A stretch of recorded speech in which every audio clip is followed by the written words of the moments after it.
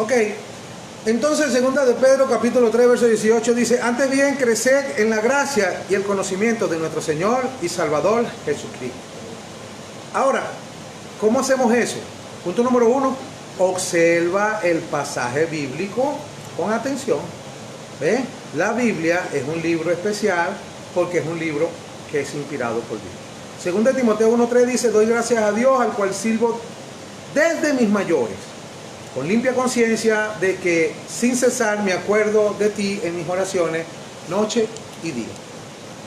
Les explico lo que es la palabra desde mis mayores. Mucha gente lo lee pero no lo entiende. Cuando habla desde mis mayores está hablando desde sus padres antepasados, sus abuelos, sus antepasados. ¿Ok? Con una limpia conciencia significa sin torcer las escrituras, que es el problema que hacen muchos, tuercen las escrituras.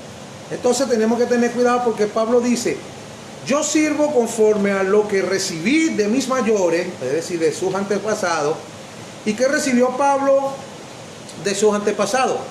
Toda la herencia de las escrituras del Antiguo Testamento, porque recuerden nuevamente que el Nuevo Testamento no estaba escrito, ¿verdad? ¿Y de qué trataban esa escritura? Del mismo evangelio que Pablo nos predicó, de Cristo.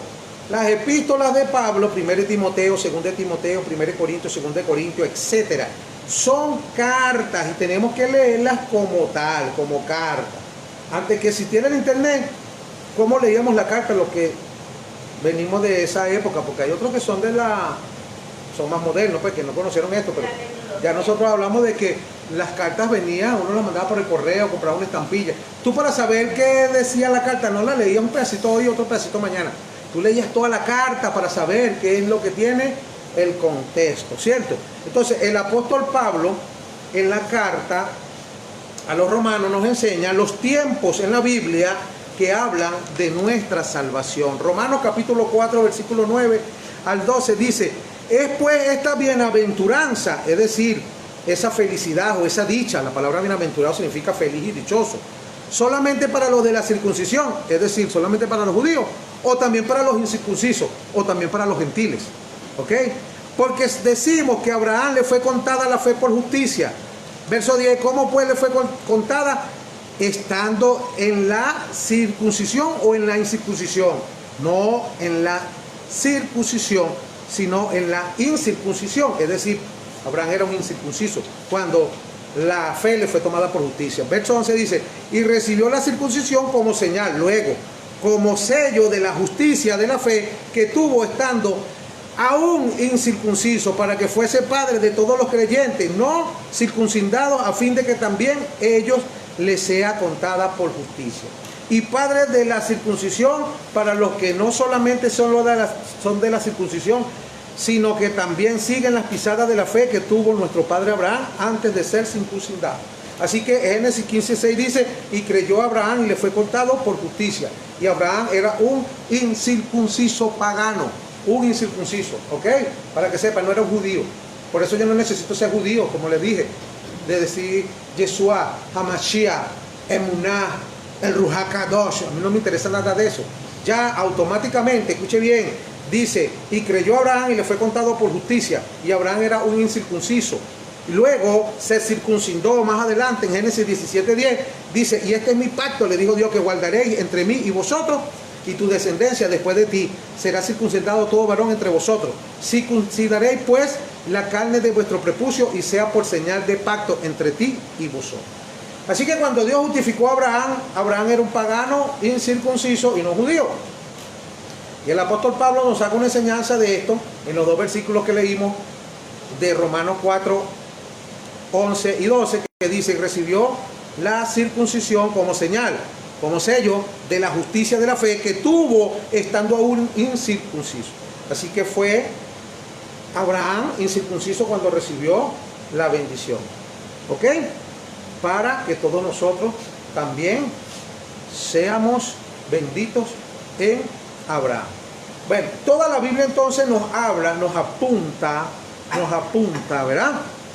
¿A qué? A Jesucristo. A Jesucristo. Todo. Tú lees el Antiguo Testamento y todo te habla de Jesucristo. Todo.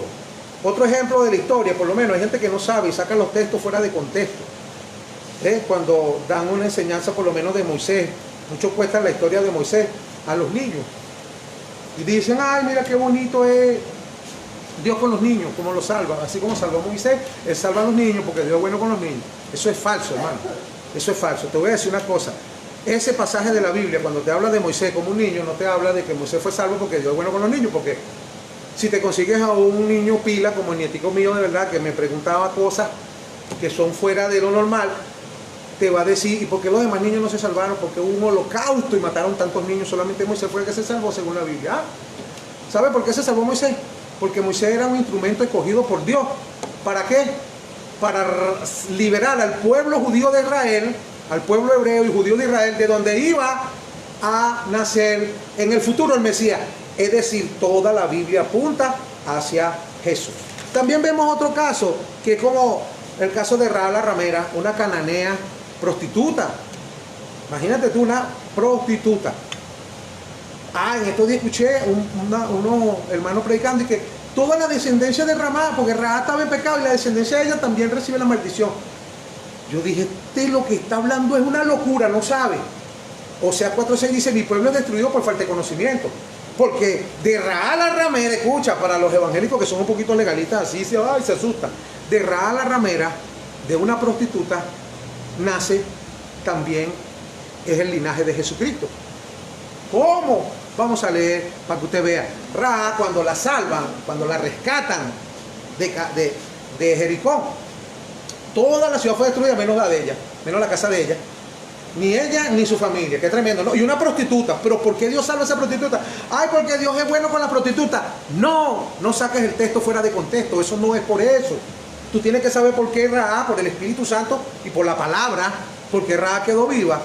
Rahab ayudó a los espías de Israel. Entre ellos había un hombre llamado Salmón. Cuando la llevaron a ella, a Israel, ella y Salmón se casaron y tuvieron un niño. Ese niño se llamó Boaz. Ese niño Boaz creció y se casó con una mujer llamada Ruth. Vaya aprendiendo para que usted vea. Esa es la descendencia de Rahab la ramera. Y ese niño Boaz se casó con Ruth y engendró a un niño llamado Obed. Obed creció, se casó y engendró a un niño llamado Isaí. Isaí creció y engendró un niño llamado David, quien vino a ser el rey de Israel. Y Jesucristo es del linaje de David. Por eso Bartimeo el ciego decía y clamaba, Jesús, hijo de David, ten misericordia de mí. Entonces Rahab la ramera no la dejaron viva porque Dios ama a la prostituta y la dejó viva. No, la dejó viva porque de ella iba a nacer el futuro rey de Israel, el Mesías prometido. Eso es todo. Entonces toda la escritura en el Antiguo Testamento, cuando es bien interpretada, te llevan a Jesús. Amén. Así que todo el Antiguo Testamento habla es de Jesús. La Biblia es un viaje y el destino es Jesús. No importa donde tú te incorpores, en cualquier lugar que tú te incorpores en ese viaje en la Biblia, puedes incorporarte en Génesis, en Levítico, en Éxodo, en Deuteronomio, donde tú te incorporas, o ahora en la gracia te puedes incorporar en Timoteo, en las epístolas de Pablo. Todo eso, quiere que te diga algo, todo eso conduce a Jesús, más nada. Como dicen por ahí los paganos, un refrán pagano, todos los caminos conducen a Roma. Bueno, la Biblia dice, todos los caminos conducen a Jesús, todo, amén. Ok, entonces, si un mensaje dado en cualquier iglesia no te lleva a Jesús, es un mensaje que no sirve para nada, es un falso mensaje. Ok, escuche esto. Si el mensaje solo te habla de dinero, de prosperidad, de cómo vivir bien, ese mensaje está mal, ese mensaje está incompleto. Porque todo la Biblia me lleva a Jesús. En estos días hablaba con un pastor amigo mío, muy amigo mío, a quien quiero mucho. Y nosotros compartimos a veces conocimiento, pues, de Biblia. Y estábamos hablando de que hay pastores que agarran el púlpito para predicar ropa, vestimenta de la mujer, que la mujer santa no usa pantalón. Mire, yo conozco, escuche bien, y voy a hacer una pausa en esto que voy a explicar para que usted vea cómo un mensaje, cuando tú agarras un texto fuera de contexto, se convierte en un pretexto y echa a perder, no te edifica en nada. Por eso te estoy pidiendo permiso para una pausa. ¿Ok? Vengo hablando muy bonito de Jesús, pero te voy a dar un ejemplo para que tú veas cuando se echa a perder un mensaje, cuando entran en esto, que es un error, es algo farisaico, es algo que es del diablo, que es doctrina de hombre y doctrina de demonio para despichacar y dañar a la iglesia del Señor Jesucristo.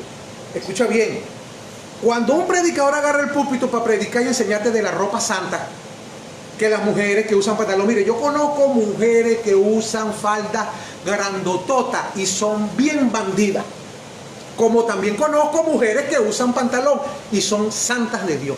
Mujeres que usan pantalón, yo conozco mujeres que son casadas con pastores que usan pantalón, pero ¿sabe una cosa? Han sido la esposa de esos varones durante años, la única esposa, y tienen los hijos con ese varón solamente, pero conozco otras que tienen una faldota y tienen un muchacho de cada hombre. Entonces, ¿de qué? Que la falda es santa la falda. Mire, déjese esa mentira.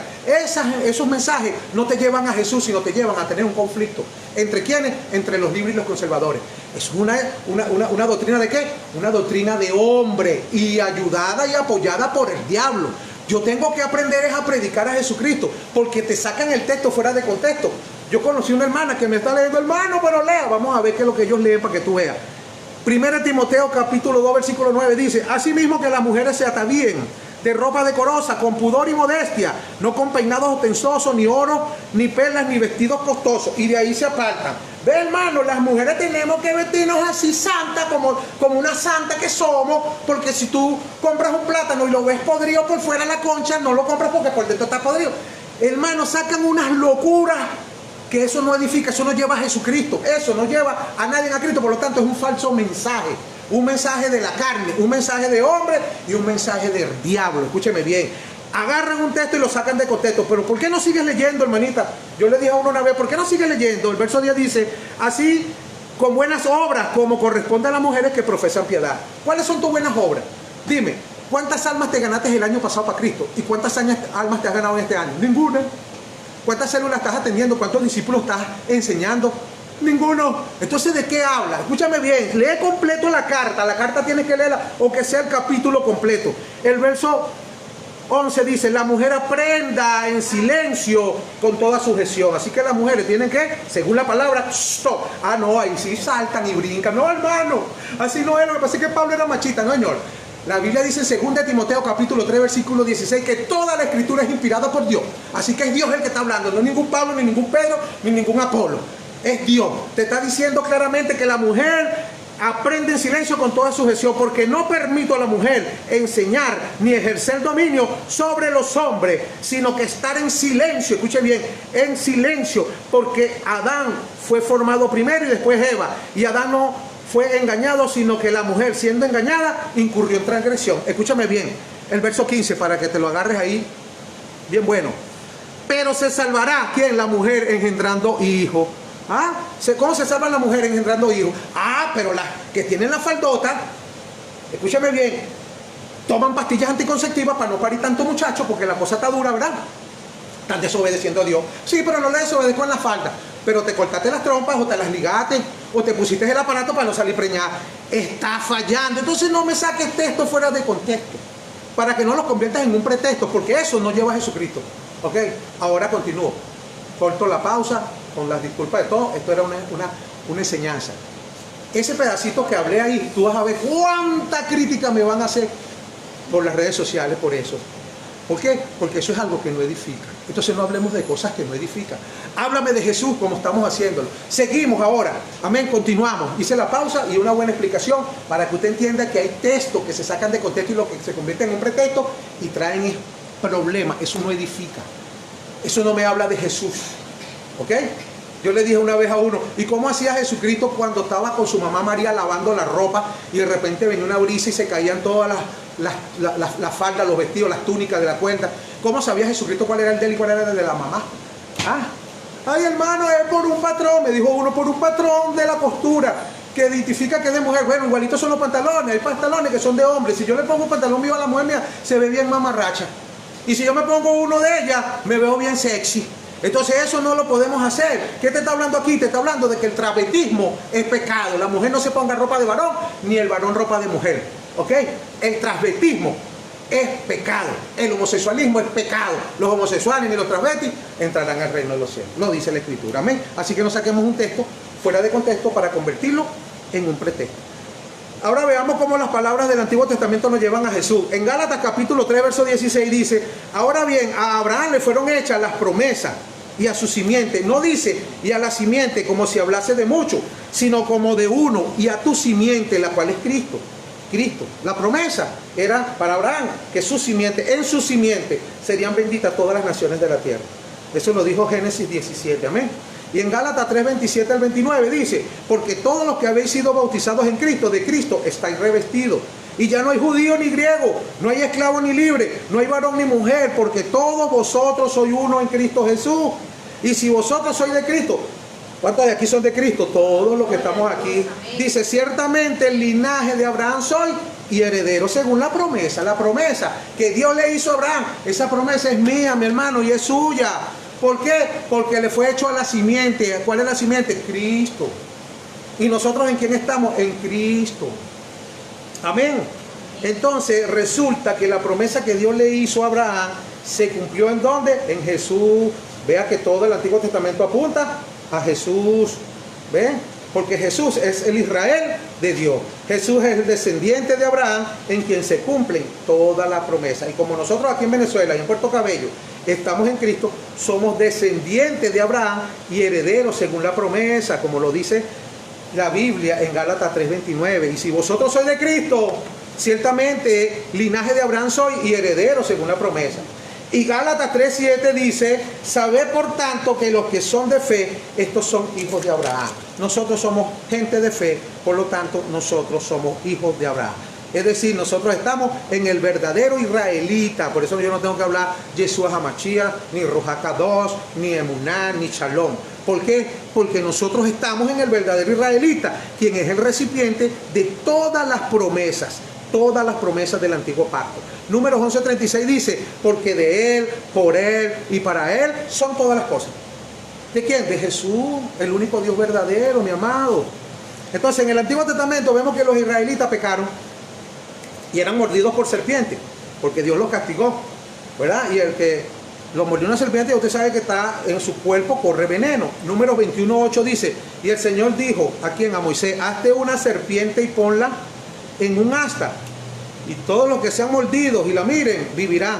Moisés hizo una serpiente de bronce y la puso en un asta, y los que eran mordidos miraban a la serpiente y vivían. ¿Ves? Ojo, esto no era preventivo sino curativo. No era que tú veías la serpiente y no te picaban las culebras. Era al que estaba picado de culebra, que el veneno ya estaba corriendo por su cuerpo para matarlo, se acercaba, se arrepentía y miraba a la serpiente que estaba en el asta y era sanado. Ahora, esta serpiente en un asta tipifica a Jesucristo también, te habla de Jesucristo. Esa serpiente tipifica a Jesucristo. Todo el Antiguo Testamento te enfoca a Jesús. Vuelvo y le repito, si un mensaje no te lleva a Jesús, el mensaje está mal. Ese mensaje no sirve. Todos los mensajes te tienen que edificar y llevar ¿a quién? A Jesús. En Juan 3, 14 y 15 dice: y como Moisés levantó la serpiente en el desierto, así es necesario que el Hijo del Hombre sea levantado, para que todo aquel que en él cree no se pierda, mas tenga vida eterna. ¿Ok? Dice claramente. Ahora, la pregunta es: ¿por qué una serpiente? ¿Por qué una serpiente tipifica a Jesucristo y no un cordero? Porque Dios no le dijo a Moisés: Moisés, hazte un cordero de bronce, sino hazte una serpiente. Y todo aquel que estaba picado culebra, envenenado, ven, lo miraba. Así hoy día nosotros estábamos envenenados por el pecado de la serpiente. Cuando en Génesis Adán pecó, engañado por la serpiente introdujo su veneno en cada uno de nosotros, por cuanto todos pecaron. Dice la Biblia, están destituidos de la gloria de Dios. ¿Cómo estábamos nosotros? Nacemos vivos físicamente, pero muertos espiritualmente. Entonces el veneno del pecado de Adán, ven, por cuanto todos pecaron, dice que el primer hombre, por un hombre entró el pecado al mundo. Y así pasó el pecado a todos los hombres, por cuanto todos pecaron, ya automáticamente envenenados veníamos. Pero cuando vimos a Jesús, que tipifica la serpiente de bronce de Números 21 que Moisés levantó en el desierto, cuando vimos a Jesús, ¿cierto? Y nos arrepentimos de corazón, ese veneno que estaba en nosotros, que nos iba a matar, que es el pecado de la serpiente, ¿sabe qué pasó? Fuimos liberados y tenemos vida y vida en abundancia. Ahora la pregunta de muchos es, ¿pero por qué una serpiente y no un cordero de bronce? Si Jesucristo es el cordero, ¿por qué lo van a poner con una serpiente? Si la serpiente representa en la Biblia el símbolo de maldición y de pecado. Bueno, ¿quiere que te diga por qué? Porque la Biblia dice en 2 de Corintios capítulo 5 versículo 21, al que nos conoció pecado por nosotros lo hizo pecado, para que nosotros fuésemos hechos justicia de Dios en él. Entonces, ¿quién era Jesucristo? Aunque él no pecó, él se hizo pecado. Por eso la serpiente tipifica a Jesús. ¿Qué tipifica la serpiente? Pecado. Pecado. Escucha bien. Gálatas 3:13 dice, hecho por nosotros maldición, porque escrito está, maldito todo aquel que es colgado en el madero. ¿Qué representa la serpiente? Maldición. Entonces, ¿qué es lo que tipifica esa serpiente? A Jesucristo. Porque cuando Jesucristo en la cruz dijo, Elí, Elí, lama sabactani, Padre, Padre, porque me has abandonado, de él toda la plenitud de la deidad que está en Colosenses capítulo 2 versículo 19, ¿verdad? Y quedó Jesús cargando el pecado suyo y el mío, se hizo maldito. Por eso tipifica la serpiente, porque la serpiente es maldita. Se hizo pecado, no siendo pecador. ¿Por quién se hizo pecado? Por ti y por mí. ¿Ok? ¿Estamos claros en eso? Entonces eso es lo que usted tiene que saber. Cuando usted lea eso allá, usted ve que en el Antiguo Testamento siempre te va a apuntar hacia Jesús. Toda la Biblia te habla de Jesús. Amén, amén, amén. Amén. Ok, entonces, mis amados hermanos, Cristo no podía morir de un balazo o atropellado por un carro, como murió José Gregorio Hernández, ni atravesado por una espada. ¿Ve? Él tenía que morir en un madero, ¿verdad? Para que fuera maldito y poder llevar todas las maldiciones de la ley a la cruz del Calvario. Entonces, cuando tú lees la Biblia, tienes que aprender a leerla, no sacar los textos de contexto, porque hay unas escrituras que son extrañas. Vamos a ponerte un ejemplo. Hay un ejemplo fuerte que está en Jueces. Ese Jueces 19 nos narra desde el 24 más o menos en adelante, que está más fuerte, pero tú lo lees completo para que te lo grabes, como te dije, lee todo para que sepas de qué se trata lo que están hablando. Allí nos narra la historia más peor de la Biblia. Eso es una broma fea, yo no sé. Yo la leí, más bien no puse. Bueno, pero ¿qué tiene que ver eso con Jesucristo? Eso habla de un levita y su esposa, ¿ves? Que fueron a visitar al padre de la levita, de la esposa. Y entonces resulta que unos hombres violaron a la esposa del levita y se la dejaron en la puerta ahí moribunda. Y él agarró y la picó en 12 pedazos, la escuartizó y repartió un pedazo de mujer, de esposa, en cada tribu de Israel. Es una cosa que tú te pones, ay hermano, ¿qué tiene que ver con Jesucristo eso? Picó a la mujer en 12 pedazos, ¿qué tiene que ver eso con Jesucristo? Algunos empiezan a inventar, sí, mira, los 12 pedazos son los 12 apóstoles. Mentira. Ningún 12 apóstoles. Ay, cada pedazo es un apóstol. Mentira. Mentira. Busquemos bien la interpretación de la Biblia. La Biblia nos enseña claramente que el libro de los Jueces era un libro donde no habían reyes en ese tiempo, sino que era anarquía. Había anarquía. ¿Ok? Ni siquiera gobernaba, no querían dejarse gobernar con Dios, sino con los jueces gobernaban. Por eso la Biblia nos habla de que yo soy, Dios dice, yo soy Elohim, de los Elohim, porque la palabra Elohim significa Dios. ¿Ok? En singular, Dios, porque el único que creó los cielos y la tierra es Dios, Elohim, Dios, un solo Dios. No dioses, ¿ves? No dioses, sino Elohim. Pero también la palabra Elohim significa juez o jueces, es también una palabra plural, singular y plural, jueces. Entonces Dios dice en una parte de la Biblia que Él es el Elohim de los Elohim. Y algunos dicen, Él es Dios de los dioses. No, jueces. Cuando estaba hablando en la reunión, tenía con los jueces. Entonces, había anarquía y hacían lo que les daba la gana. Y ese hombre cuando repartió una para que los israelitas, las 12 tribus, se dieran cuenta de la anarquía, de lo que está pasando, que es algo horrendo. Entonces ellos decidieron elegir un rey. El primer rey que le dieron por elección fue a el rey Saúl, un rey malo. Después vino David, más o menos ahí, que era conforme al corazón de Dios, pero ya todos sabemos que violó a Betsabé, mató a Urías Eteo, su esposo. Ya ustedes saben toda la historia de David. Ok, después vino Salomón, peor, tenía 1000 mujeres. Y después dice que todo era vanidad y estaba afligido y aflicción de espíritu. Afligido, era el hombre más rico del mundo. Era el hombre más sabio, para que que la carne es insaciable. El hombre más rico del mundo, el hombre más sabio del mundo. Y tenía 1000 mujeres, para que a los que les gustan mucho las mujeres, pues, él tenía 1000 y con todo y eso, era infeliz. Bueno, ninguno de los reyes, todos eran humanos. Y todos por lo tanto fallaron, todos, porque eran humanos y ninguno era perfecto. Entonces, ¿qué es lo que nos apunta eso hacia Jesús? Que hacía falta un rey sobre Israel, un rey justo y verdadero, un rey eterno que gobernara los corazones de la gente. Y ese rey, ¿quién es? Jesús. Ahí también vuelves a ver a Jesús en la Biblia, hermano. Así que tiene que tener discernimiento y sabiduría para saber de quién me está hablando eso, porque yo no le buscaba ninguna vuelta y digo, bueno, no vale, lo que pasa es que había anarquía y ahí está la explicación. Sencilla, sin inventar mucho, ¿verdad? Ni para allá ni para acá, ni como dije a Moisés, que a Moisés lo tiraron por un canasto. Entonces algunos predica que Dios ama a los niños. ¿Ves? Porque Salomón, no, Dios no salvó a Moisés porque ama a niños. Dios salvó a Moisés porque Moisés era un instrumento que él era escogido por Dios para liberar al pueblo de Israel. No, que Dios liberó a la prostituta porque Dios ama a la prostituta. No, Dios no liberó a Ra por amar a la prostituta. Dios liberó a Ra porque Ra, de ella venía la descendencia del Mesías prometido, el rey de Israel. Entonces, hermano, tenemos que estudiar, escudriñar la Biblia, las Escrituras, amén, porque en ella os parece que hay vida eterna. Entonces, todo el Antiguo Testamento habla de Jesús, ¿verdad? ¿Estamos claros? Si usted se pone a buscar más, y un pedacito que le voy a dar para que usted vea, por lo menos en Éxodo 25:40, dijo Dios a Moisés cuando estaba en el monte, dijo, mira y hazlo conforme al modelo que te ha sido mostrado en el monte. ¿De qué estaba hablando? Estaba hablando del tabernáculo de Moisés. Cuando tú hablas del tabernáculo de Moisés en el Antiguo Testamento, estás hablando de Jesucristo. Todo eso te apunta a Jesucristo. ¿Y qué tiene que ver eso con Jesucristo? Dicen algunos. Bueno, mira, para entrar al atrio del tabernáculo abrió una puerta. Y mira lo que te dice Jesús en Juan 19. Yo soy la puerta. El que por mí entra será salvo y entrará y saldrá y hallará pasto. En el tabernáculo estaba Dios.